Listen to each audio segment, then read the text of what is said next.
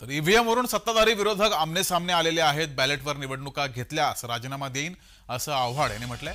तर राजीनामा देऊन दाखवा असं अनंत परांजपे यांनी आव्हाड यांना प्रत्युत्तर दिलंय। मी पहिल्यापासून सांगतो ईव्हीएम वर विश्वास ठेवू नका।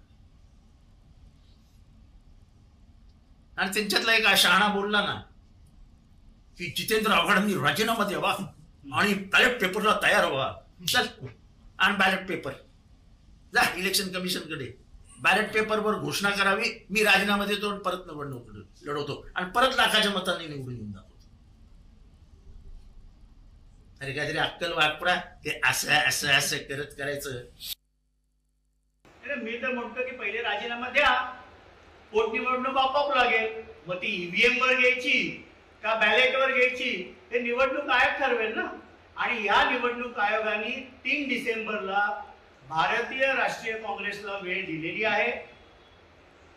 माझं खुलं आव्हान सोपं डॉक्टर जितेंद्र आव्हाडांना आहे की त्यांच्या पक्षाने देखील अशीच मागणी निवडणूक आयोगाकडे करावी।